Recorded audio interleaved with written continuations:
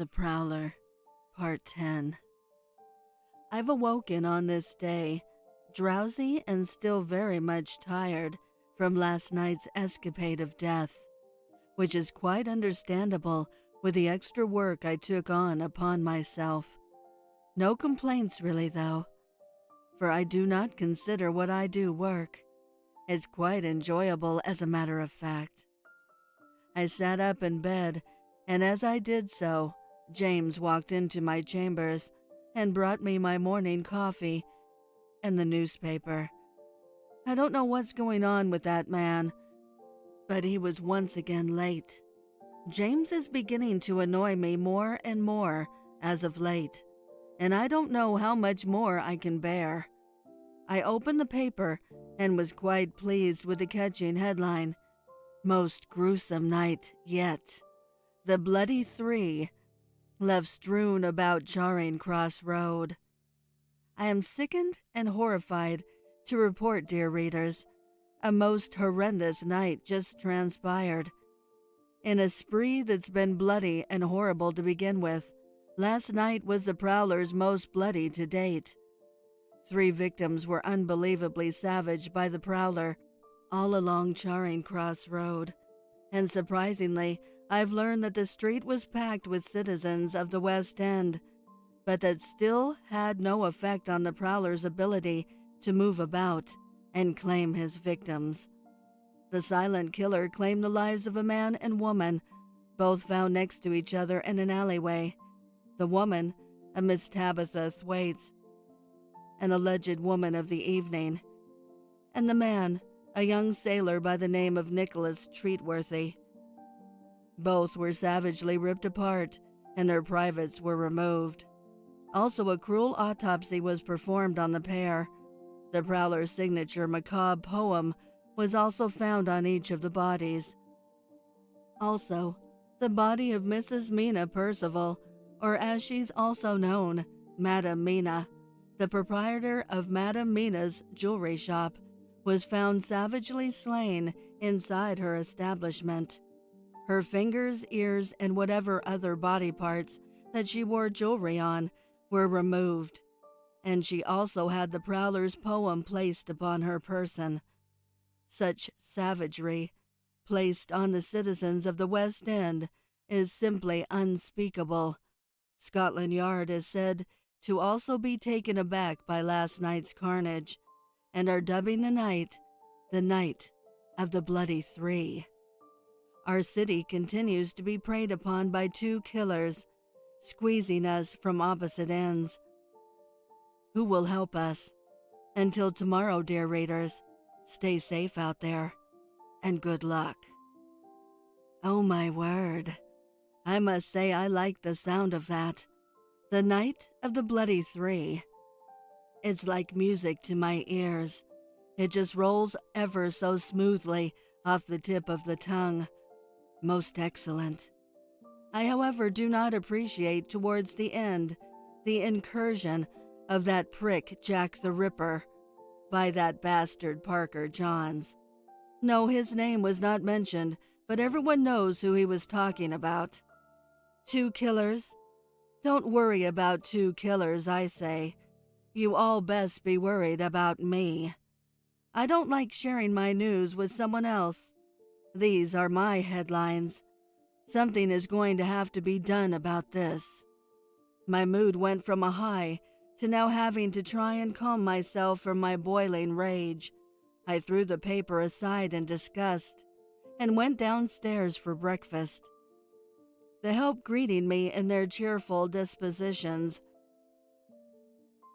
making me sick as I passed them, trying to suppress the acidity buildup of vomit creeping up my esophagus. Something must be done about that. I must make a note of that to the head butler, Mr. Lyles. It's too damn early for such pleasantries, and there must be a stop put to such cheeriness. I gritted my teeth and made my way to the table. There waiting for me was the entire family, usually not always fully present, but today they were. Father sat at the head of the table, and Nigel and his slag of a wife, Agatha, sat to my left. Sweet Lord, I wanted to cut my ears off with the knife that laid before me on the table when I heard her voice greet me, "Good morning." Why my brother ever married that social climber, I'll never know, but it offends my senses ever so much, and my disposition is usually quite charming. I sat and tried to enjoy my proper breakfast, but was interrupted by idle chit-chat. First, it was Father, wanting to know if I wanted to help him conduct interviews for the new maid position. I informed him I had plans. In my mind, however, I was screaming. I mean, Jesus Christ, do we really need another one of those cheery heartlets traipsing around here, darkening my mood in the morning and possibly meddling in my affairs? Then my brother chimed in, wanting to know if I wanted to accompany him and Agatha out to eat. I replied, no thank you to that. I have plans with the lovely Lady Smith tonight. Agatha then felt the need to chime in and ask if we would like to have dinner with them. A double date, if you will. Well, my temper got the better of me, and I informed Agatha I would never subjugate someone as fine a person as Lady Smith to someone as untrustworthy and slimy as yourself. She feigned shock, and my brother spoke up trying to defend his wife, but I put a stop to that shit quickly. I reminded him of his place, and he backed down like he always does. It's no wonder why the police, with all the inspectors and resources at their disposal, haven't even come close to stopping my murderous spree. With my brother in charge, everyone's been rendered useless. The fish rots from the head down, my friends, and thank God for that. As breakfast thankfully was coming to a close, I wanted to bring up an idea I had to Father before I left. You see, my favorite time of year was approaching, and I must admit my favorite holiday. It's not celebrated by all, maybe not even most. Side note, I must remember to ask someone in Parliament to pass it as an official holiday. But as I was saying, I enjoy it very much, and that holiday is All Hallows Eve. A night to remember the dead, if you will. It is supposed to be the one night of the year they can return after all. For my sake, I hope that's not entirely true. Father was hesitant at first, but when I told him my idea of throwing a costume ball, he changed his tune quickly. He never misses an opportunity to throw one of his famous costumed affairs. The thought of hobnobbing with the other elites of the realm seems to be the only thing that gives that old bastard any pleasure. Oh, and once I informed him that our family would be the first to officially throw a All Hallows Eve ball, that sealed the decision. He wants to be the first at everything. Fine by me. Now I can celebrate my favorite holiday properly. So whoever out there loves to celebrate All Hallows Eve, remember, it's because I made it socially acceptable for you to do so. Father said preparations for the ball would start immediately, and I excused myself from the table. I retired to my chambers to properly look after my instruments of death. Nothing of importance was on the afternoon's agenda, so I thought it to be the proper time to maintain my tools. I opened my bag, and oh, what a sight it was. Carnage everywhere. I really made a mess of things last night. I firstly collected my trophies and put them away properly in my secret vault, which, by the way, I must remember to document later, the process I take on securing and storing my trophies. But that's for a later date. I then pulled out my instruments and began to painstakingly clean every inch of them. They were especially messy after last night's events. Pieces of flesh clung to the blade and on the bottom of the bag. I'll have to wash that out as well. It took a while, but I cleaned my tools to perfection. I took my time restoring them to their proper state, as one should do if they want to maintain nice things. By the time I was finished, you could use my surgical blade to carve up the finest roast beast and not have a second thought. I spent the rest of the afternoon updating this journal and starting up my memoirs, and before I knew it, it was time to get ready for my date with that beautiful Lady Smith. The finest suit in my collection was adorned. The hair was slicked, mustache waxed, and cologne to the proper proportions. I was looking like a proper gentleman for Lady Smith, no doubt about that. I grabbed my cloak and top hat and made my way to the carriage.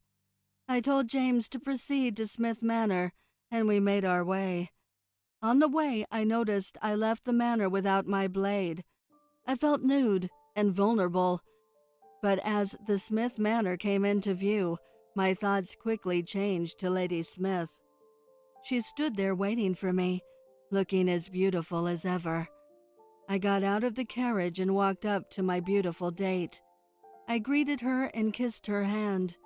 She smiled at me and gave me her arm. I escorted her to the carriage and off we went. We sat and talked. I told her how much I missed her, and she said the same. She then asked where I was taking her.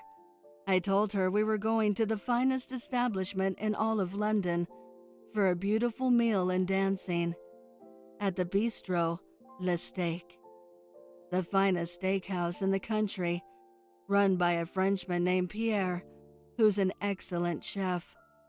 The night was beautiful. We danced the night away and sat down and had a beautiful meal. While having dinner, I asked her if she would like to accompany me to the All Hallows Eve ball I was throwing. I was nervous at her response, but she flashed a wide smile and said yes, of course. She continued that it was her favorite holiday, even though it wasn't wildly celebrated. I expressed my agreement and told her how happy I was that I found someone who felt the same. She smiled and we finished our wonderful evening. I took her back to Smith Manor and we said goodnight at her front door. She thanked me for a wonderful evening and I thanked her. I looked into her eyes and she allowed me to kiss her. I told her I'd see her at the ball and we said goodnight. Things were becoming quite serious with Lady Smith, and I loved it. I rode back to the manor on a high, excited about the future. When I arrived back home, I got out of the carriage and realized I hadn't killed anyone tonight. I felt unaccomplished, but what could I do? I stood on the front steps as James took the carriage to the carriage house, staring up at the moon. As I looked back down, about to head inside, I noticed from the corner of my eye my brother's wife trapezing into the stables with the stable hand. I always told my brother he couldn't trust that floozy, and once again I was proven to be correct, like always. I stood there for a moment, thinking of what to do, but only for a moment. Do I go get my brother and show him what his wife is up to? No, I think I have something better in mind. I crept through the night towards the stables. I could see the glow from the candle emanating through the window as I approached. As I ducked underneath the windowsill, planning my next move, I smelled coitus and chocolates. Yes, that was the smell. I then moved over to the stable door and peeked through the crack. I saw them lounging in a chair. I noticed a pitchfork to my left for baling hay. I grabbed it and cast a devious stare in their direction. And when the stable hand got up to put his pants back on, I swung the doors open and pounced on them with furious anger. I drove the pitchfork into Agatha's throat, and before the stable hand could turn around, I pulled the pitchfork out of her throat and jammed it into his skull. I then turned back to Agatha and finished her off with a few more stabs from the pitchfork. I then noticed hanging on the wall some pruning shears the gardener uses and decided to snip off some trophies for my collection. I was going to fetch James and have him remove the bodies, but on second thought, I want to leave them strewn about, discovered, all bloodied and torn apart. I adorned their corpses with my poem and grabbed a piece of that fine chocolate before I left. Much too fine an item to waste on trash like that. I then returned to the manor in the cover of darkness, and the most beautiful part was that not a soul was out. No one saw a thing. I would like to give a heartfelt thank you to the special friends of the channel for your overwhelming generosity. If you would like to support the channel, the link is below in the description. Also, please send me your stories and poems to duchessofdarkness27@gmail.com. You can also find me on Instagram at duchess.ofdarkness and Twitter at duchessofdarkn2. I want to thank all my listeners for your kindness, your encouragement, and your support. It means the world to me. Thank you for joining me. Until next time.